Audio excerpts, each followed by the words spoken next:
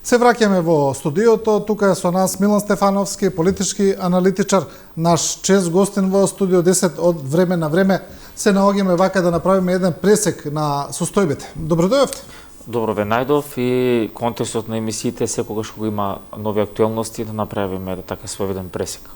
Да, почнуваме со домашната политичка сцена, гледаме дека има неколку теми кои се вртат, кои се интересни во јавноста. Една од нив е назначувањето на нов директор на Агенцијата за национална безбедност за Бојан Христовски. Гледаме дека околу тоа прашање има доста контроверзии.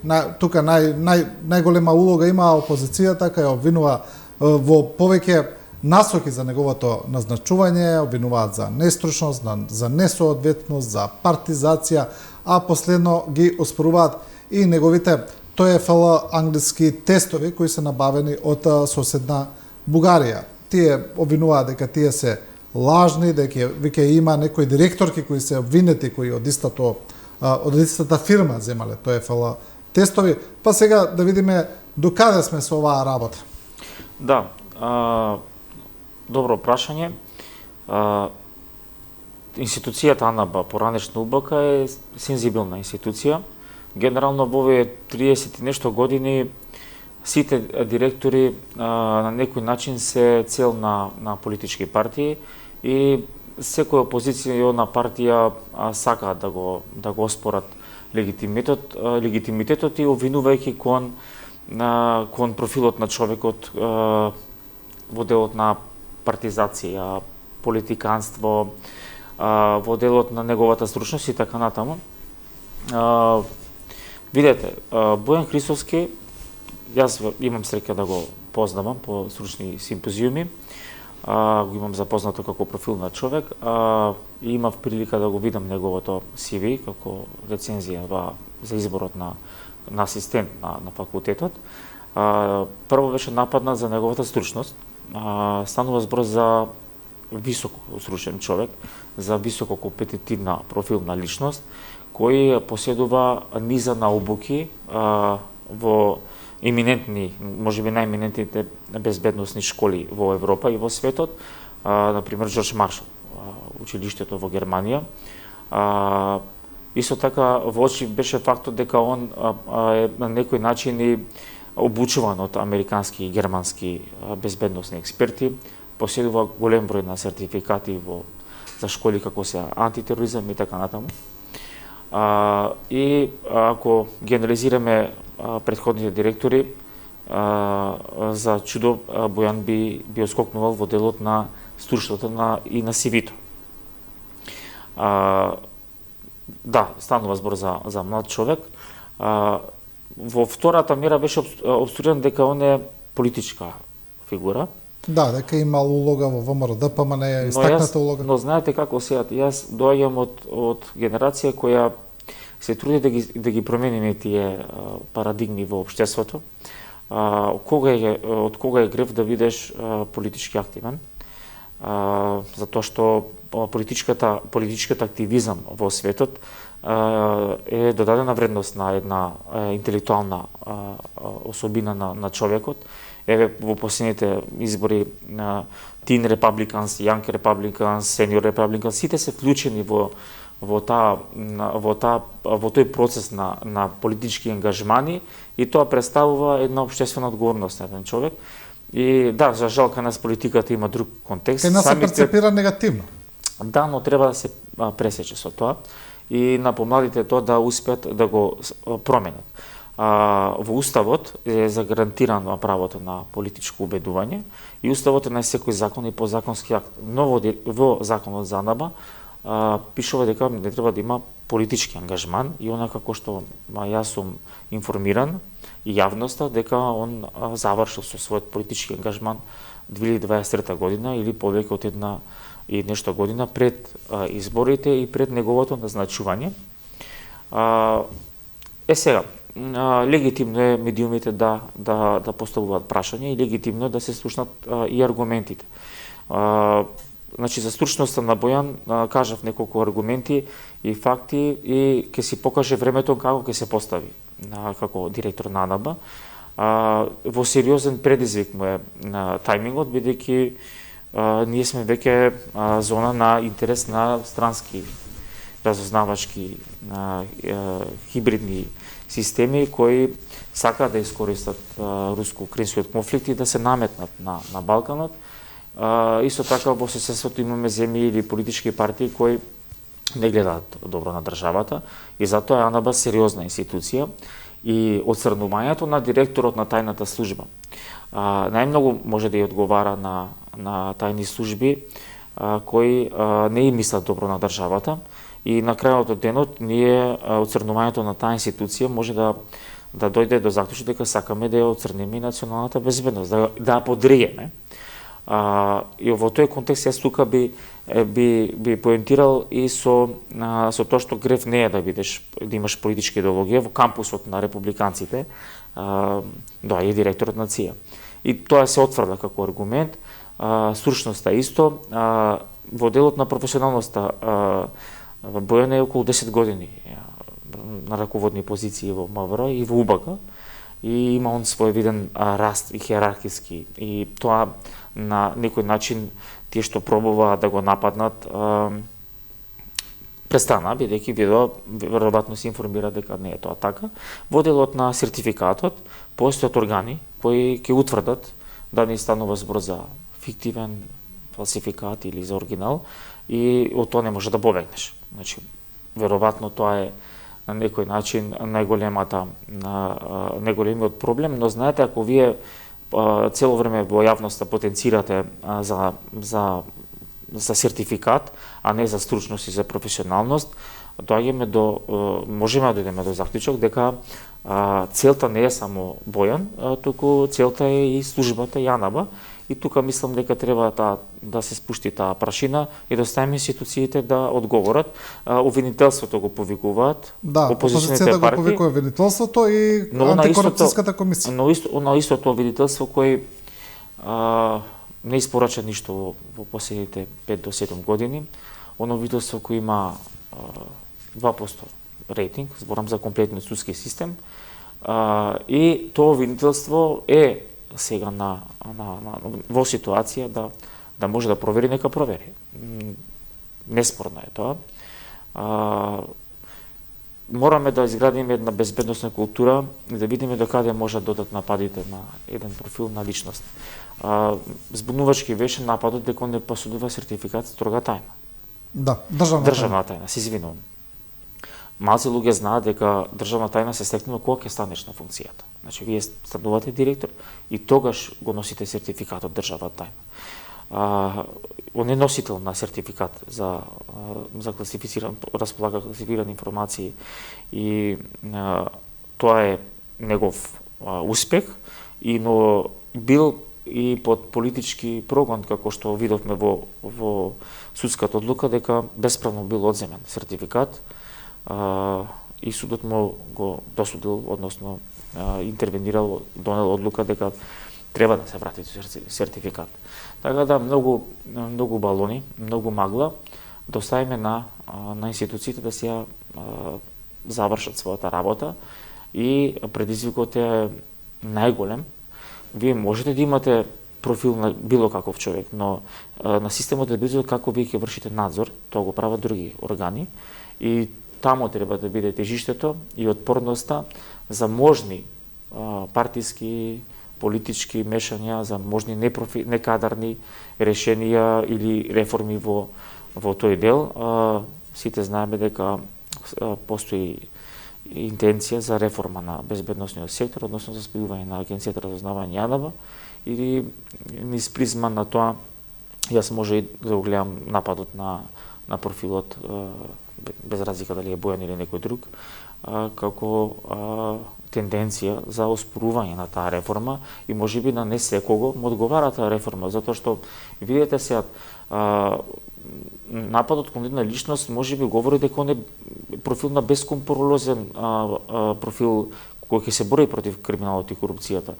Можеби нападите доаѓаат од центри на тоа што се загрижени што правеле во минатото, дали биле инкриминирани, дали биле вмешани во висока корупција и така натаму. Познати се центрите на напади, зборам за оние кои се на социјалните мрежи и можеби говори тоа дека он представува опасност и закана за инкриминирани личности. Да, ќе видиме за тоа како ќе се развива оваа приказна, од прилика ги кажавме аргументите, контрааргументите, како што и вие кажавте, очекуваме институциите да се изјаснат надлежни. Го спомнавте планот за спајување на АНБ и Агенцијата за разузнавање. Дел од експертите велат дека земјава не е подготвена баш за тоа, други не се толку сигурни, други велат дека може да се оствари таа реформа. Што мислите вие? Прво, дали реформата воопшто е добра, дали е во вистинска насока и дали сме подготвени за такво нешто? Да, постојат различни аргументи. Интенцијата на помалите држави е да ги спојат службите не во економичноста на делувањето. Не постои баланс меѓу безбедност и економија, тоа сме го разговарали, сме го аргументирале, но постои унифициран систем на собирање, обработување, анализирање на податоци и доставување на податоците таму каде што треба.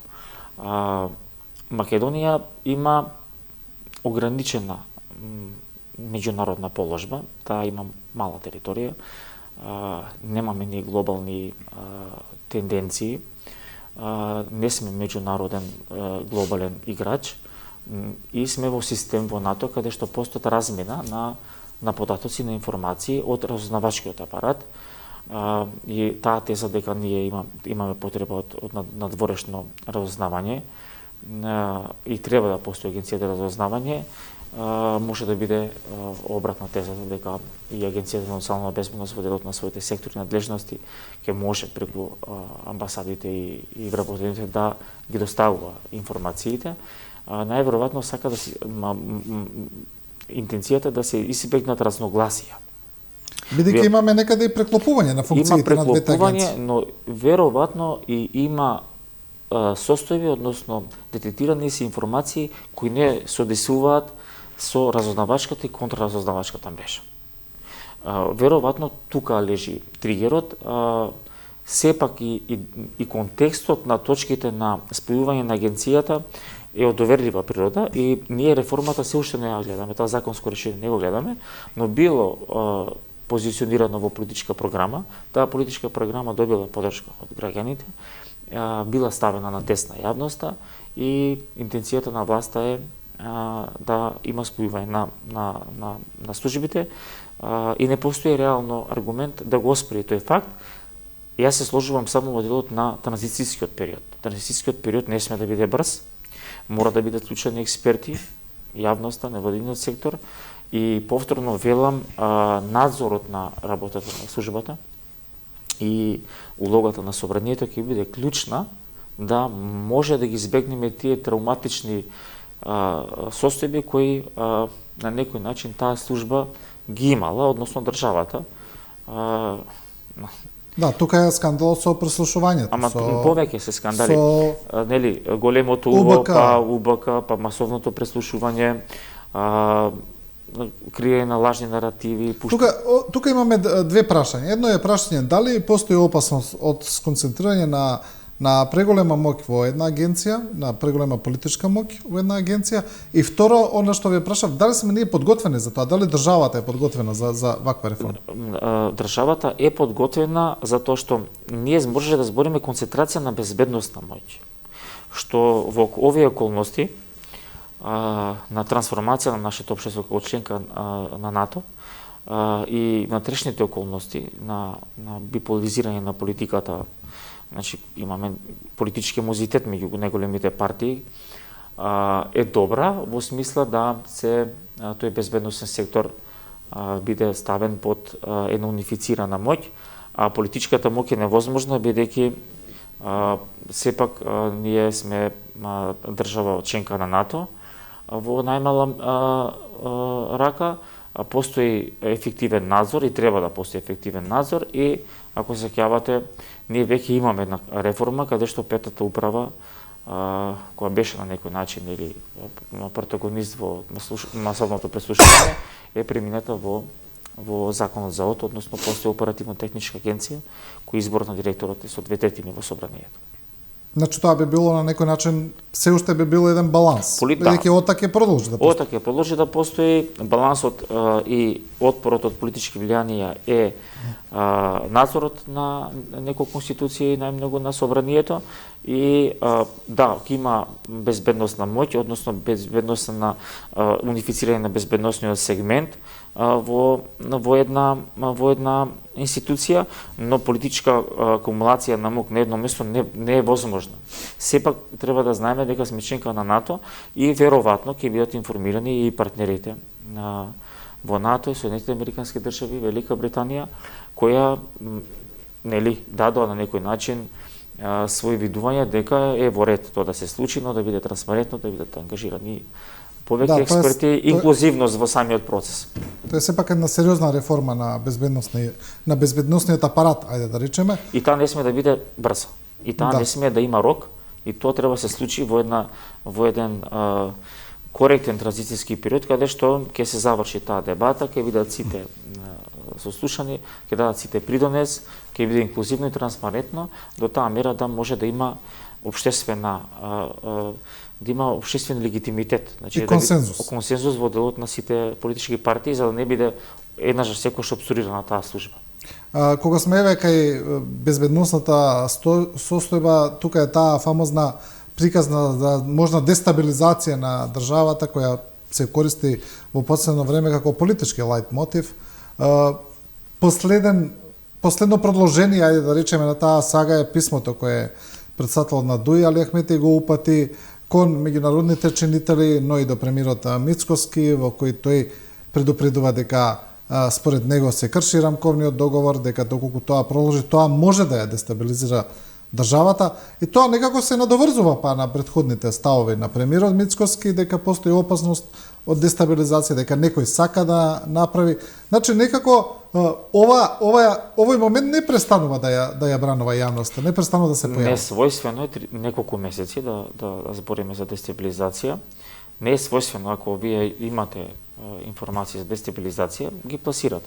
Стратешки добар потек беше веројатно на председателот и на председателот на владата да ја алармира јавноста и веројатно странските партнери дека постојат информации за дестабилизација.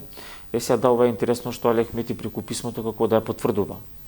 Да ја потврдува информацијата на Мицкоски, затоа што ракописот на писмата од председателот на ДУИ не е ист кон амбасадите и не е ист кон Мицковски. Се на некој начин надзира некој заканувачки тон во писмото и јас не го разбирам контекстот за 2001 година, затоа што тие што сакаат да бидат членки на НАТО, тие кои беа протагонисти во мирот и безбедноста, и оние кои беа 20 години во власта, мислам на политичката партија на ДУИ, ако на некој начин исфрли тези кои немаат логика, а се сами компрометираат и си пукаат самите во нога. Затоа што они биле дел во 20 годишен систем каде што веројатно они направиле некои гаранции политички дека рамковниот договор, правата на албанците и на другите малцинства се ефектуирани во уставот и дека не постои ниту политичка желба, ниту реалност да имаме до таа мера дестабилизација, затоа што видите, вие ако пласирате цело време информации за дестабилизација, ја разорувате економијата, одвраќате инвеститори, генерирате прашаник за стабилноста на владата и на институциите. Мислам дека тоа нема одговара на ВМРО ДПМН. Од друга страна, зачудува фактот на писмото на Али Ахмети и на лидерот на ДУИ. Кој е контекстот, кои се точките каде што е прекршен рамковниот договор? Уставниот суд е уставен суд, никој нема надлежност ниту право да му се меша во одлуките. И тој не гласа по етнички критериуми, тој не гласа по етнички презнак, туку гласа во делот на тоа што е заштита на правото. зачудува и фактот за балансерот. Европската комисија беше таа најгласна дека балансерот се злоупотребува. Таа одлука во Уставниот суд е ефектуирана. Ја не гледам позиции за дестабилизација, освен обраќање до своето гласачко тело, кои веројатно не проценирале дека од контекстот од 2001 дека државата е против албанците, државниот апарат е против албанците и вие само така може да го мобилизирате своето гласачко тело. Несвојствено е да збориме за континуирано за дестабилизација, а таа не е на поведок и едно писмо или неколку протести не може да стабилизира државата, бидејќи државата си има своји институции и нема да ги повтори грешките од минатото, затоа сега што институциите има што да бранат. Да, но како што и самиот да велите, лоша е сликата која се проектира, која се кажува, имиджот дека цело време зборуваме за во 21 век за некаква дестабилизација, а веќе сме и членка на НАТО и сега ние сме пред чекор да почнеме да преговараме нели со Европската унија, да го решиме прашањето со Бугарија. Албанија направи чекор плюс од нас и сега сите капацитети треба да бидат свртени во делот на тие реформи на економијата. Ние разговараме за дестабилизација, за прашања кои се веќе и во јавноста дегустирани до таа мера да на некој начин не влие тоа. Не влие на граѓаните затоа што не им дава додадена вредност. Не ги решава нивните секојдневни проблеми. Не гледаме некакво сериозно сваќање на таа ситуација. Македонија денес чека нова оценка од Европската унија, од Европската комисија. Денеска ги објавува годишните извештаи за напредокот на членките на Европската унија. Ќе видиме каков е нашиот извештај, што ќе кажат за Македонија. Што очекуваме од ова и сето тоа во контекст на и на последната посета на претседателката на Европската комисија Урсула фон дер Лајен и на она што нас не чека како домашна работа, тоа е менување на уставот според преговарачката рамка и на нашата позиција во поглед на тоа. Значи, сето тоа во контекст на овој извештај за напредокот, што може да очекуваме? Да, Европската комисија денес работи на оценките на државите, но претседателката на Европската комисија јасно позиционира дека државата ги има критериумите, ги има потребните реформи и останува последната барикада, а тоа е договорот, односно преговарачката рамка и договорот од францускиот предлог, кој имплицира решавање на статусот на бугарското малцинство. Од една страна, за тоа е свесна владата и од друга страна, легитимно владата бара гаранции дека тоа ќе биде последна отстапка и нема да биде почетокот на блокирањето на Македонија, затоа што, ако се сеќавате, пред година и пол Румен Радев каже дека ова е почетокот на нашите преговори и почетокот на постапките кои Македонија треба да ги прави, иако Ескобар, специјалниот представник за Балканот од американската администрација на некој начин го обвести без некои да речеме фактички преговори дека тоа ќе биде последното барање на Софија. Она што го бара македонската влада веројатно е некој своевиден вид на гаранции кои треба бугарската влада да ги позиционира, дали со Европската комисија, дали со Европскиот парламент, дали со европските авторитети, дали со некаква резолуција или декларација која на некој начин ќе биде тоа последното барање и нема да биде услов и диктат практично патот на Македонија да биде преку познатите копенгашки критериуми, врз база на критериуми да се оценуваме, а не на билатерални спорови и историски. Вие ги спомнавте на некој начин, отприлike ги опишате, какви би биле тие гаранции?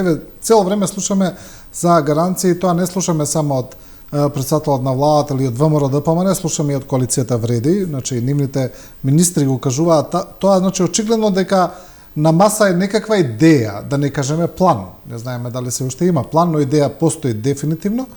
И сега кога зборуваме за гаранции, знаеме како функционира Европската унија, дека тамо се 30 земји членки, дека решаваат со консензус, дека освен Бугарија може да не блокира било која друга членка, како што не блокираше Франција во минатото, например.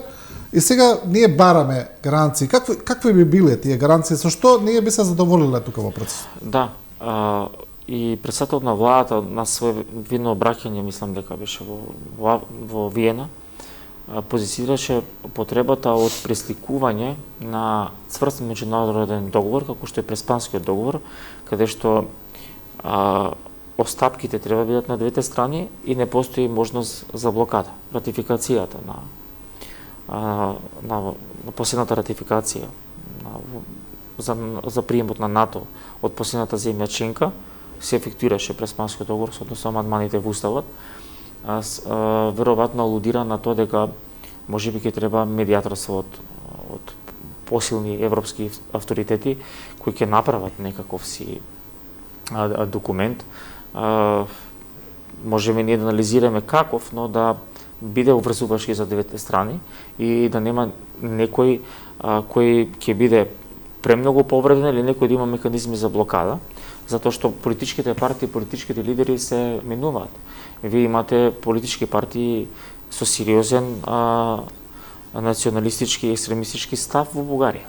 Ние не знаеме дали тие за 4 години оваа политичка конјунктура во Бугарија ќе опстане на своите ставови или можеби радикално ќе се промени кон државата. Да, но знаете каде е проблемот? Проблемот е што Бугарија вели дека таков документ веќе постои и тоа е преговарачката рамка, усвоена од Европската унија, и дека таму е веќе испреговарано се. Но во преговарачката рамка и во копенгашките критериуми никаде не постои дека критериумите на државата и во таа рамка не постои дека Македонија треба да го промени уставното име.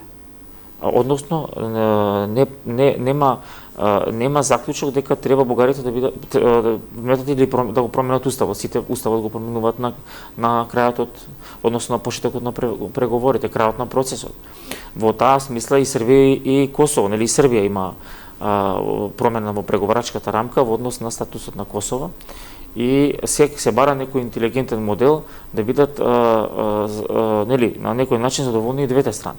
Што ќе се случи тоа и кој договор ќе биде на поведок, каде што ќе има баланс, а да се испочитува и преговарачката рамка и стратегијата на Брисел, дека проширувањето е стратешки потек во однос на руско-украинскиот конфликт, останува да видиме, не може да анализираме. Ќе биде ли Македонија задоволна со некаква резолуција, да речеме, на Европската комисија или на некој друго тело на Европската унија со која би се донеле некакви заклучоци дека Бугарија нема право да блокира понатаму нешто што повеќе би било од, ајде да речеме, декларативен отколку суштински карактер? Не може да биде ако биде депониран во Европската комисија и парламент, затоа што може да биде декларативно тоа што ако денеска да говориме со ГЕРБ, утре ако преоружение биде дел од владата или биде прва политичка сила во Бугарија, да можеме да имаме проблеми. Значи, нас ни треба документ, резолуција, декларација во собранието се носат и се минуваат. Нас ни треба гарантор од европските институции, кои без разлика на политичките конјунктури кои се минуваат низ процес на избори, да важи тој процес и таа процедура дека билатералните прашања и историските спорови нема да бидат дел од представниот процес на Македонија во Европското и дека ќе бидат критериумите, оние кои ќе треба да бидат оценувани. Да, добро, ќе видиме како ќе оди оваа работа. После посетата на фон дер Лајен, како некако малку тој процес да се враќа на патека, има нова динамика. Бидејќи едно време имавме едно затишје тука, како, но еве сега имаме и во Бугарија, можеби ќе се формира влада некаква, па да видиме дали ќе имаме и таму од таа страна партнер со кого да се разговара. И тоа е исто битно. Најважно можеби затоа што вие од таа страна која имате континуирани политички нестабилности, каде што сите политички партии сакаат да поентираат на македонското прашање и сите градат рейтинг на политички рейтинг на тоа прашање, вие нема да најдете партнер од таа страна, некој ќе се плаши дека ќе изгуби власт. Паметите ние, Сириза беше дел од владата каде што през Панскиот договор нели го буткаше во грчкото општество, па денеска ја плаќа таа цена. Затоа се потребни механизми на гаранции, но од друга страна сега веројатно ГЕРБ ќе формира некоја коалиција и е многу важно да колку и да трае таа коалиција, колку да биде стабилна, вие во Европа се помалку има стабилни влади, се повеќе се коалиции, Франција, Германија има коалиции и така натаму, да не биде тоа аргумент дека не треба ние да го решиме овој спор. Овој спор е добро да се реши за Бугарија. Бугарија е таа која е близко до Црното море, Бугарија е таа која треба политички да се реформира. Правците на нивните политички структури кои заземаат проруски став, е многу подобро да имаат партнер од другата страна, како сосед, како Македонија, прозападно да се ориентираат, а Западот сака проширување на Европската унија со Западен Балкан како геополитички проект или проект на стабилност на овој дел од Европа. Бугарија не сме и не треба да биде опортуно на ова, и е добро за нив да бидат партнери со Соединетите Американски држави и со Западната алијанса. Да, кога зборуваме за тој геостратешки интерес на Европската унија, низ Македонија поминуваат два стратешки европски коридори, коридорот 10 и коридорот 8. Се создаде некаков впечаток во јавноста дека оваа влада не сака толку многу да се посвети на коридорот 8, дека повеќе инсистира на коридорот 10, север-југ. Па така беа и првичните изјави на министрот за транспорт и врски Александар Николовски дека нема да се гради пругата кон Бугарија, за потоа да ретерира тој став и после појаснувањето од Европската унија дека тие пари се дадени за тоа. Па сега зборуваме каква ќе биде трасата, каде ќе поминува, а пред неколку дена исто така министрот Николовски кажа дека брзо ќе се патува од Скопје до Охрид за час и половина, на некој начин исто така ретерирајќи од претходните сите критики кои ги имаше ВМРО ДПМН за договорот за Бехтел и Енка. Како да сега постои таква перцепција, не знам дали е точна, дека како владата да сакаше некако да скршне од тие обврски за коридорот 8, за сега некако принудно повторно да се врати на нив. Знаете, на почетокот дадовте една убава боја за коридорите, тие се стратешки, геостратешки коридори, кои било која влада ќе се доведе до ризик да сака да ги компрометира. Општо познато дека се тоа големите артерии паневропски, коридорот 8 и коридорот 10. Ние имаме среќа што се вкрстуваат во нашата држава. Коридорот 8 не се вкрстува, например, во Србија или Црна Гора или во Косово, они ќе сакаат да имаат краци. Двата коридора се замислени да имаат брзо автопатско решение и брза железница. Оно што јас успеав да го разберам министрот за транспорт и врски е дека он дава приоритет на коридорот 10. Постои автопат, но потребна е брза железница која своевидно од Солун преку Македонија, Србија, Австрија со крак до Будимпешта и Виена. Страшно економско значење тој транспорт на стоки и услуги кои Македонија секој има бенефит во геостратешка смисла. И да биде приоритетот на коридорот 10.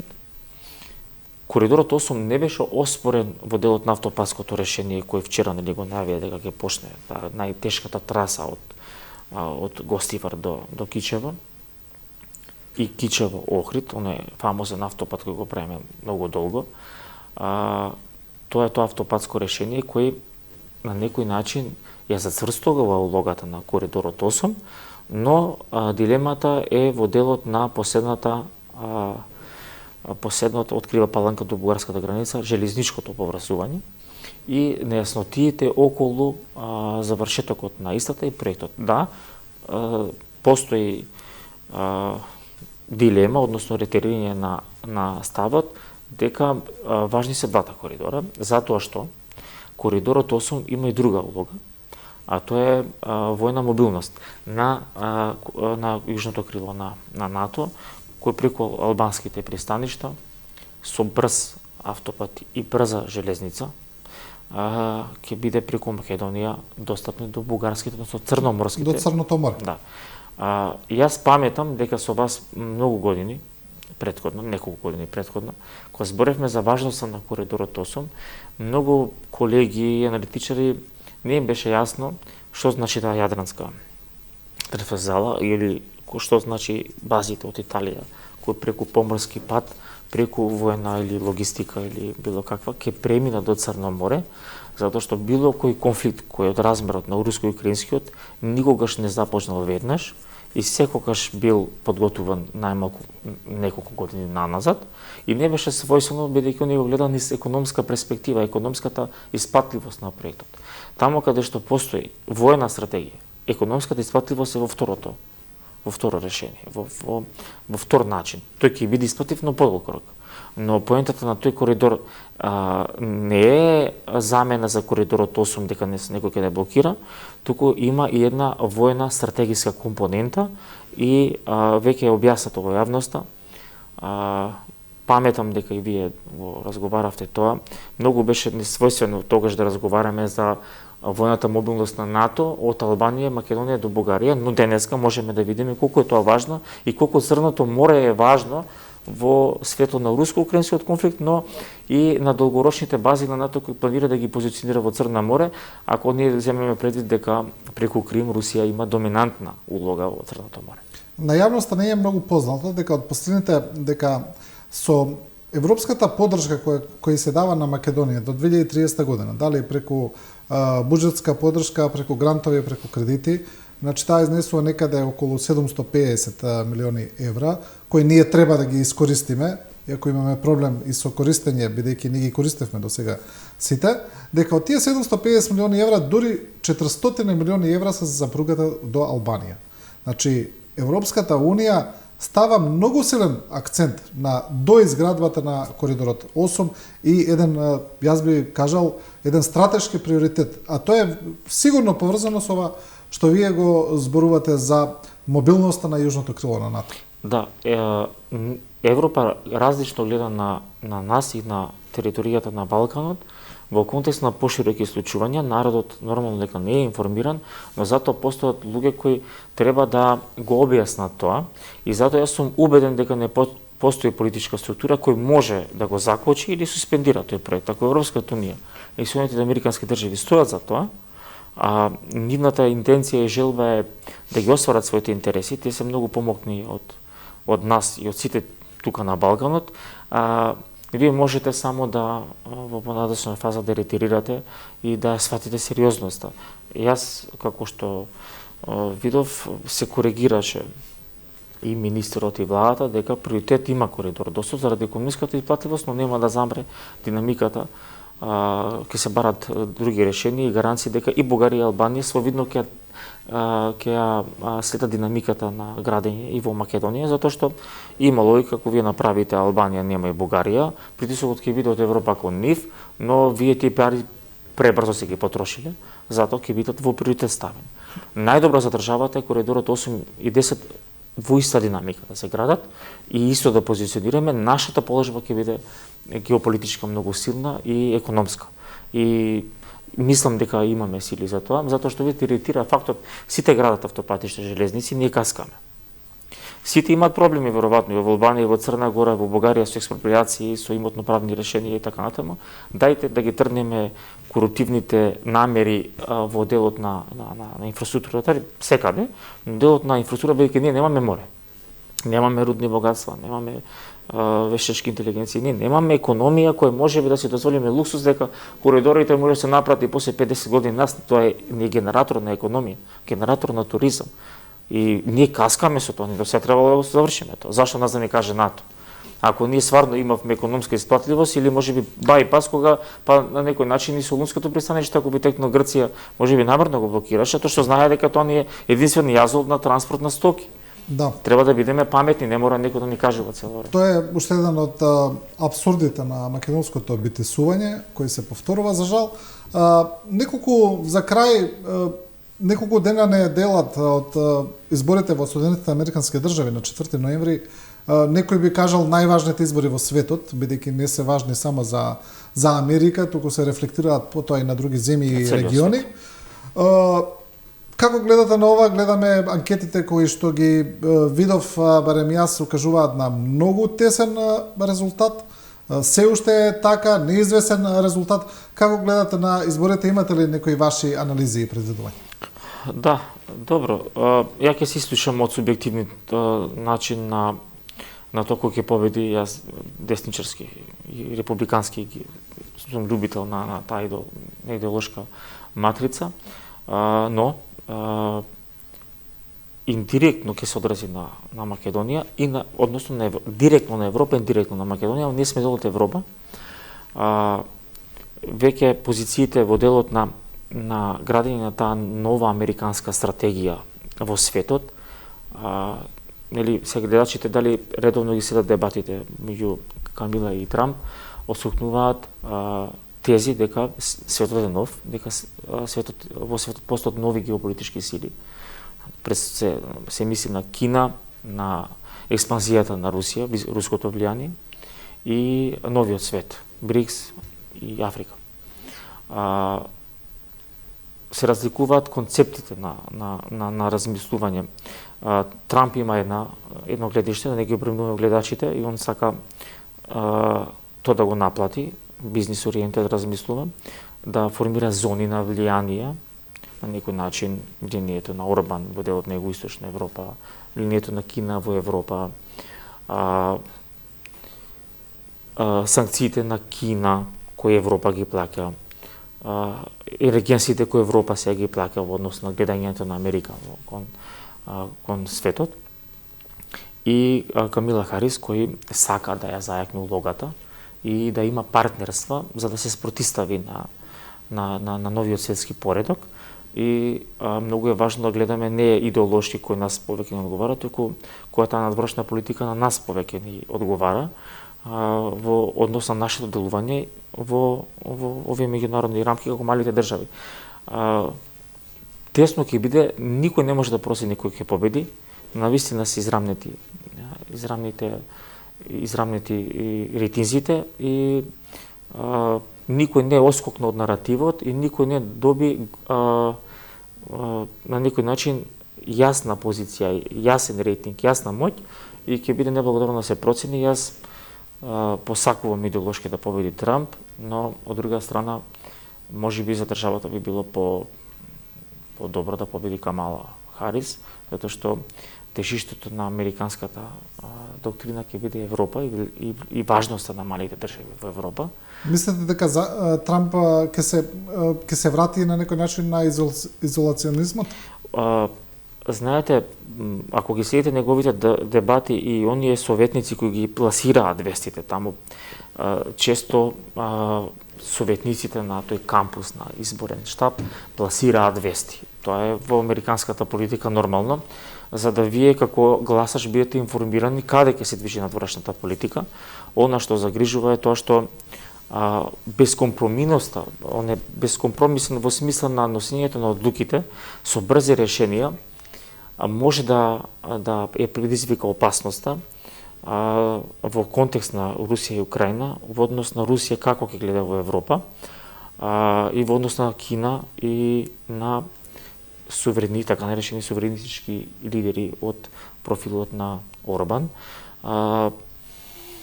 Знаете како? Не е вистинскиот можеби контекст изолационизам, но он ќе гледа во Америка да биде добро.